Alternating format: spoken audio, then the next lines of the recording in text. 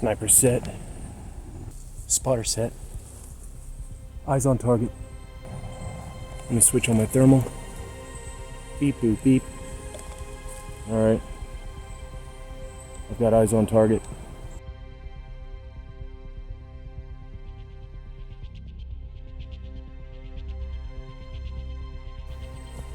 Confirm target range. 203 yards out. Can we confirm target is male or female? We're supposed to be engaging a female high value target at this time.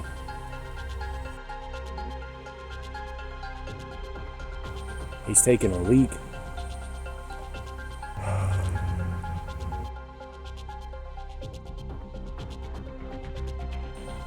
He's standing up, so I'd say he's a dude.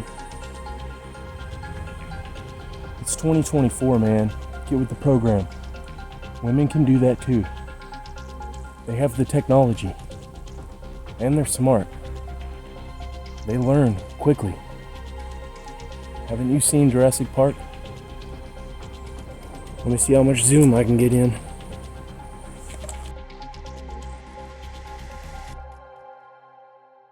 It's like a baby toe. Hey, do you think YouTube is going to take this video down? Or do you think it'll make it? I don't know, man. YouTube is pretty tricky.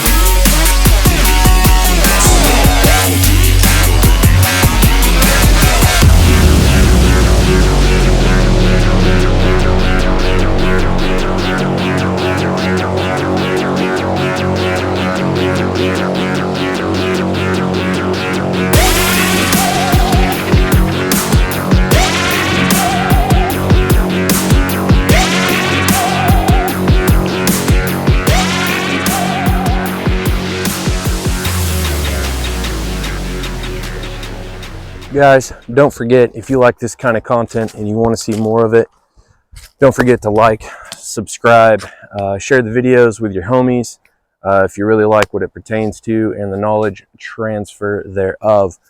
Other ways you can support the channel, obviously, I'm not going to do the whole Patreon thing.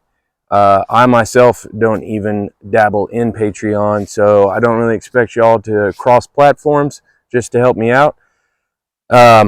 We do offer memberships here at this channel. That's a great way to support. I think we've got 3 tiers. We're still working on what the tiers offer and how much I can upload, update, and intertwine with you guys through those memberships. But if it's a way you want to support the channel and you can swing it, go ahead and do that. It covers ammo, gas, all the goodies to make this stuff happen for you guys if you like what you see. What's up, guys? What's up, my beautiful degenerates? Welcome back. If you made it this far in the video, then the algorithm gods have smiled upon us and I haven't been taken down yet. And if you go back and rewatch this video and it's a different intro, well, then you can put 2 and 2 together. Today, we're going to be talking about thermal optics, thermal technology, stuff that you can own as a civilian, its capabilities, more specifically, the Sightmark Wraith thermal unit. We're going to go over some weird ways that you could use it, pros, cons, everything in between. So thermal is becoming more and more readily available to the civilian market. It's getting priced more and more economic, if you will. You don't have to take out a bank loan or sell your first child on the black market to Joe Biden in order to finance one. So we're going to go over this Sightmark Wraith today, and as you can see, it's set up kind of funky. So we're here at the 100-yard line. We've got our target set up. We're going to be shooting at a roughly C-zone size IPSC steel target. And just like always, we're going to go over the good, the bad, the ugly, and the shootability of this thermal unit. One of the only cons that I have run into with it, using it as a clip-on device instead of a primary optic, this has I believe it's a 16 times digital zoom. Now, running it as a clip-on, you want to get as close to 1 power as possible and run the magnification through your primary optic. That being said, the furthest that this thing will back out is 2 times magnification. Now, that being said, you do have your diopter adjustment for your eye relief and focus in the back, and then you've got your focus for the objective lens out front.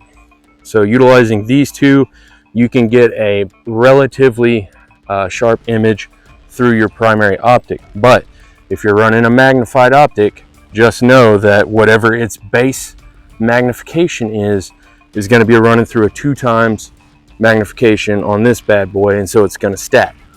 My lowest power on this is 3, so 3 plus the 2.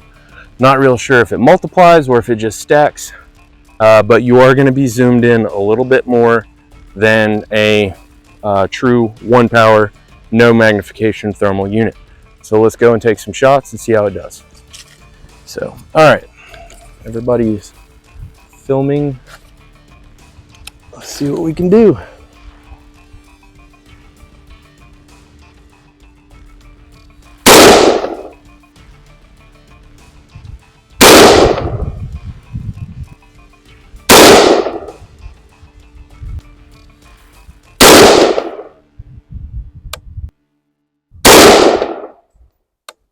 So some pretty interesting results at 100, and by interesting results I mean didn't have any results.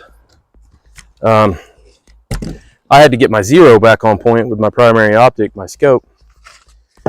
So I removed the thermal, dialed this thing back in.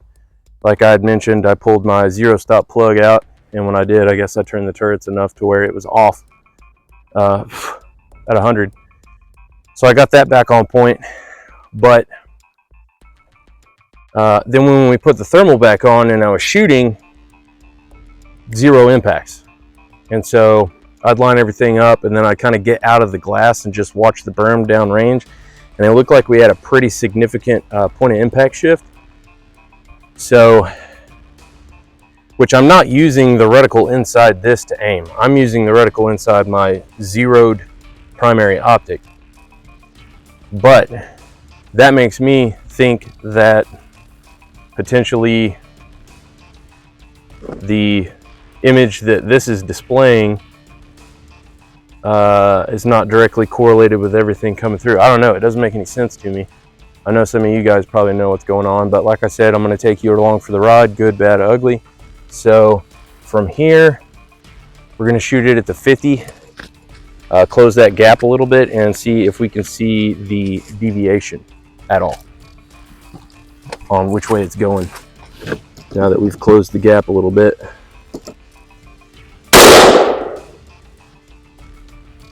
Now I can tell you right then and there that it's going far right. That is interesting. So let's take this off.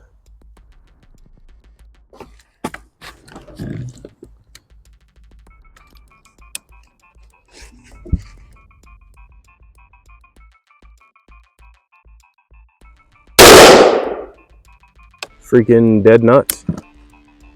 That is interesting.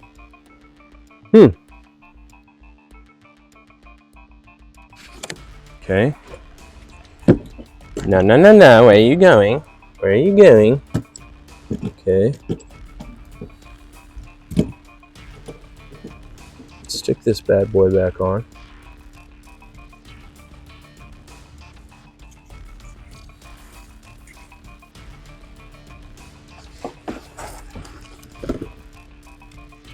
Okay, there's my target.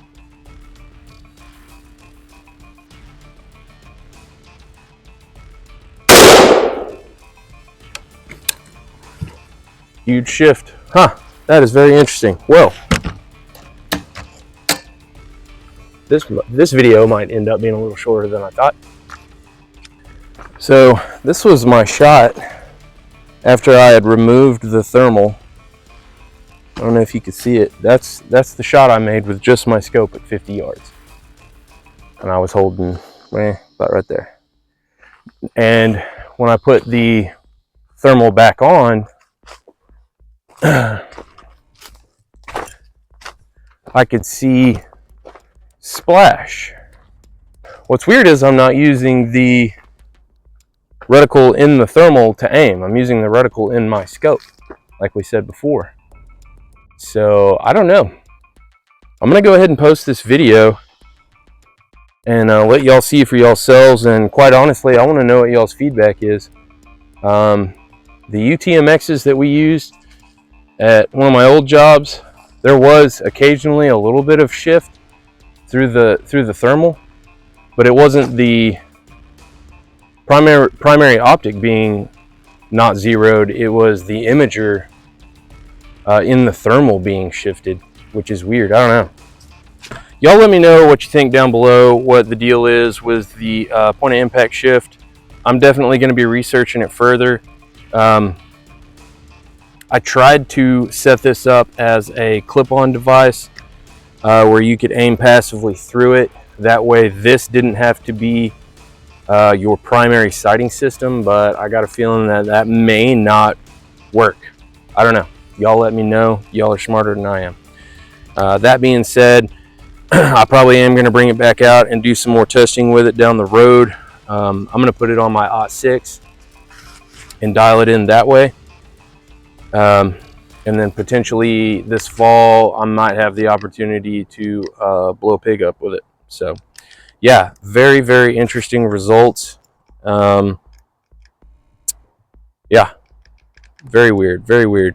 I'm definitely the pros and cons of it. I guess we can discuss all that here and now. Basically, at this point in time, the only con I have for it is the fact that it is completely digital. And so if you're wanting to put it on a, battle rifle, go to war, doo-doo hits the fan, that thing, it's battery powered and batteries are limited. And once it goes down, you're staring at a black screen, because essentially all this is a really, really fancy thermal camcorder. Sightmark does offer the Picatinny rail mounted battery packs, and I have worked closely with a couple of other guys on their pro staff team that run those, and it's nothing but raving about that. Jackie from the Overwatch podcast, he used one not too recently ago, or pretty recently, and he went on a hunting trip and was out in the field all weekend, and I think he said it used a quarter of the battery life, which is really, really good. It's not a huge gas guzzler. Picture quality is amazing, and thermal capabilities is really a superpower above night vision in certain applications. So if you're an avid predator hunter, hog hunter, anything like that, I mean, you really do own the night when you fire one of these bad boys up. And the fact that they're so affordable now, for most poor people, yeah, it's still kind of expensive.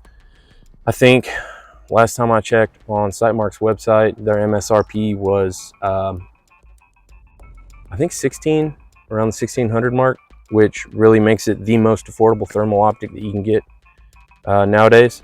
So yeah, y'all check back in with me in the near future, guys. We're going to do more testing with it, and definitely let me know what you think the reason for the deviation in the point of impact was, because I'm brain farting at this point in time and I have no clue. So guys, appreciate you stopping by. Appreciate you taking the time to check out this awesome thermal. We're definitely going to be using it for a lot more applications here pretty soon. Love you guys. as always push back.